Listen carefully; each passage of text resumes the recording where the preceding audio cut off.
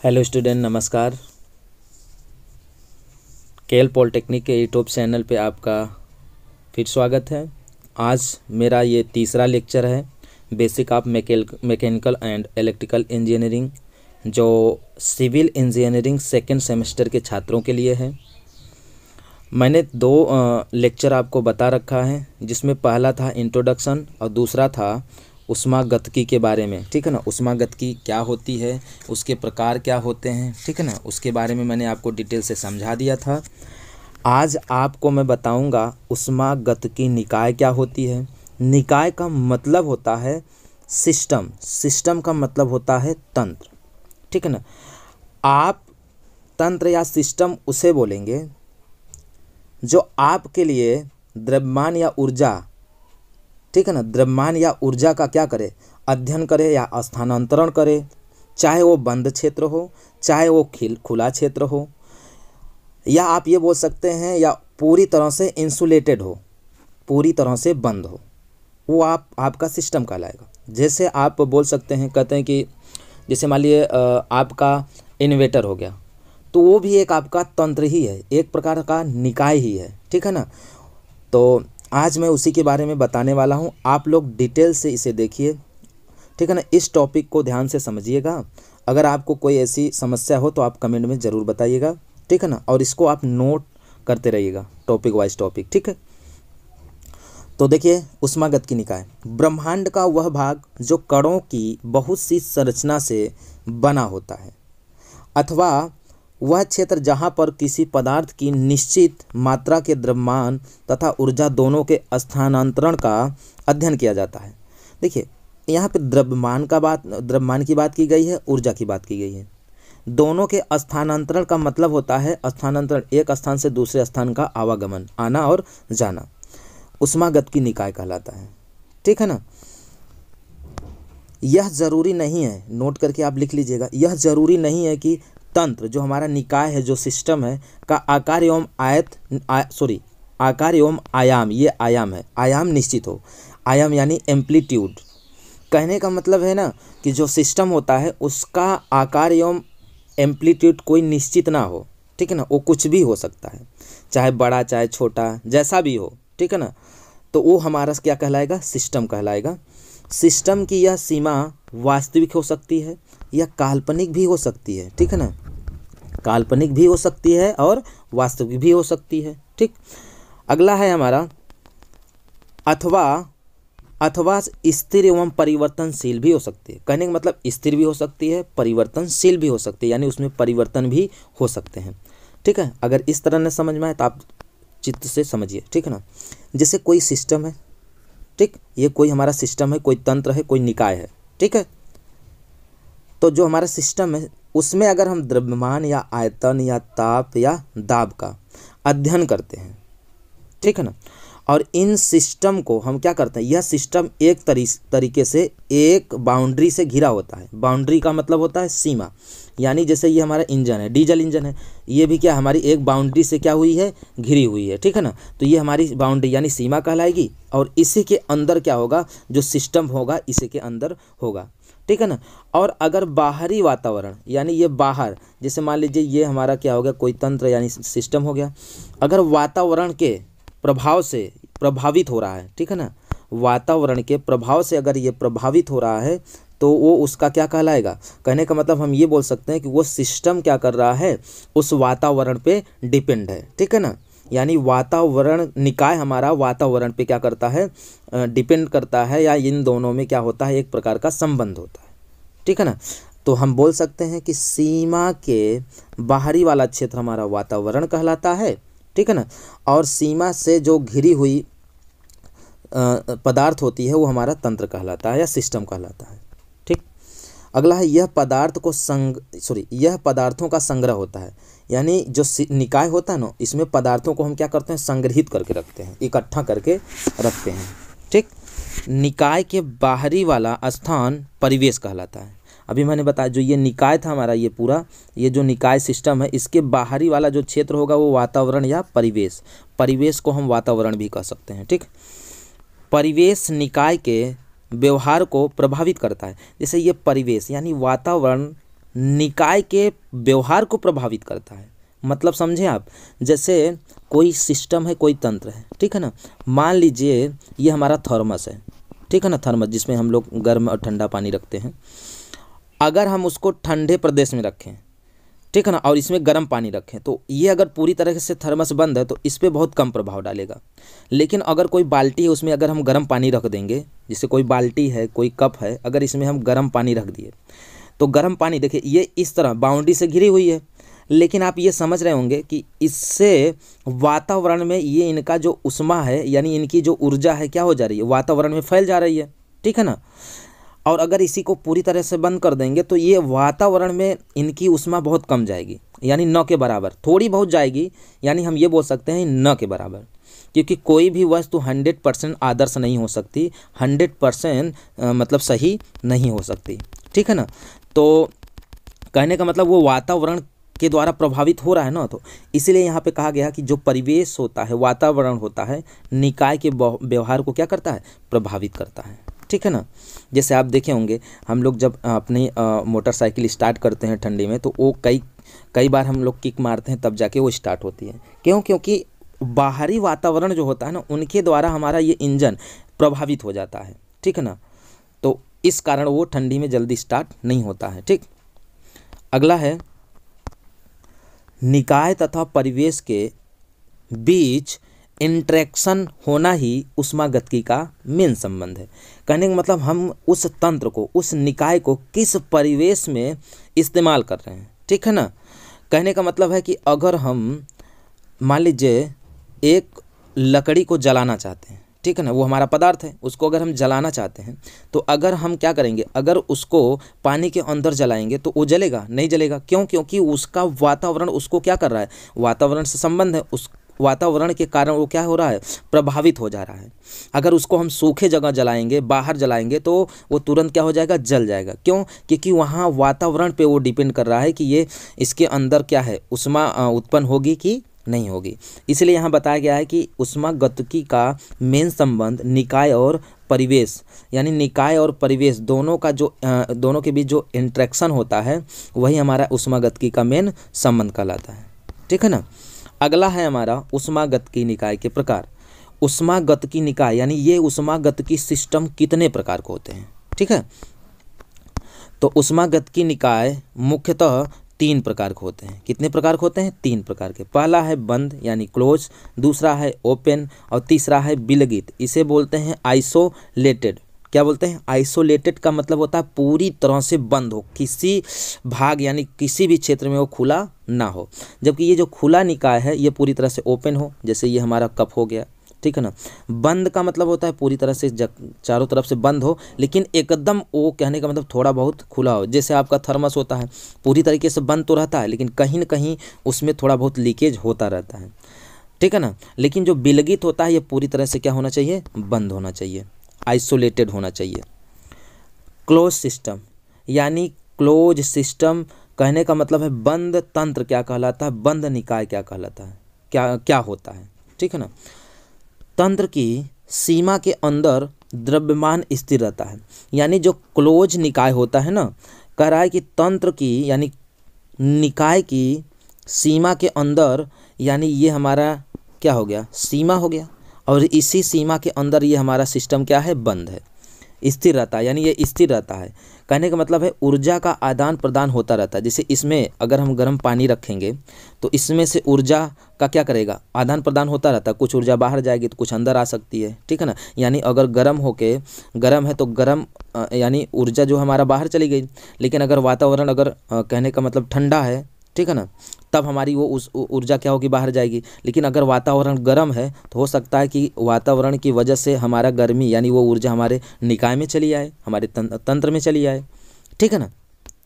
तो कहने का मतलब ये है कि ऊर्जा का आदान प्रदान होता रहता है, बंद निकाय कहलाता है। तो क्लोज सिस्टम में ऊर्जा का आदान प्रदान क्या होता रहता है? हमेशा होता रहता है, ठीक है ना। अगला देखते हैं, इसी में पॉइंट वाइज है, इसको थोड़ा सा समझ लीजिएगा।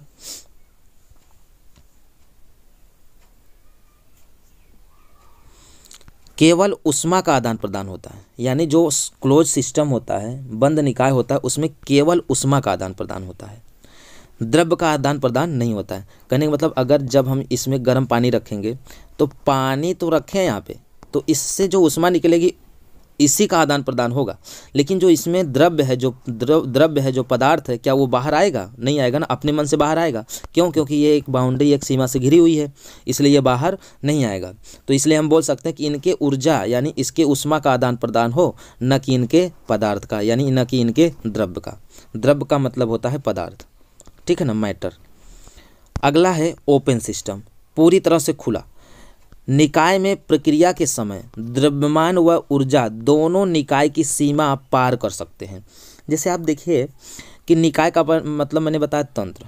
मान लीजिए मैं क्या कर रहा हूँ कि जो हमारा सिस्टम है यानी निकाय है, ये बर्तन है, ठीक है ना, बर्तन है, अब इसमें हम जल रख रहे हैं, तो जो हमारी ये बाउंड्री है ना, बाउंड्री में कहीं लीकेज है आसपास, ठीक है ना, तो हम ये बोल सकते हैं कि इसमें से देखो ऊर्जा तो निकल रही है, यानी उष्मा का आदान प्रदान तो हो रहा है, साथ ही साथ इस पदार्थ, इस मैटर, इस द्रव्य का भी क्या हो रहा है, क्या हो रहा है, स्थानांतरण हो रहा है, यानी ये अपने सीमा से बाहर चला जा रहा है। बात समझ में आ रहा है ना, यानी ये कहीं कहीं लीकेज है, तो टंकी के सहारे यानी इस टंकी यानी इस बाउंड्री के सहारे क्या हो रहा है, द्रव्य भी बाहर जा रहा है और उष्मा भी बाहर जा रहा है, तो वही हमारा क्या कहलाएगा, ओपन सिस्टम यानी ओपन निकाय, ठीक है। इसमें ऊर्जा तथा द्रव्य दोनों आदान प्रदान, यानी इसमें ऊर्जा का और द्रव्य का यानी पदार्थ का दोनों का क्या होता रहता, आदान प्रदान होता रहता है। सीमा के अंदर स्थिर एवं परिवर्तित दोनों हो सकते हैं। कहने का मतलब है अगर हम रखेंगे तो थोड़ा बहुत द्रव्य बाहर निकलेगा, तो हम ये बोल सकते हैं कि ये हो सकता है सीमा के अंदर स्थिर रहे और हो सकता है परिवर्तित भी हो जाए। क्यों? क्योंकि जब द्रव्य बाहर निकलेगा तो परिवर्तित होगा, जब बाहर नहीं निकलेगा तो क्या कहेंगे, स्थिर रहेगा। तो दोनों संभावना हो सकती हैं, स्थिर भी रह सकता है या क्या हो सकता है, परिवर्तित भी हो सकता है, ठीक है। अगला है इंसुलेटेड सिस्टम।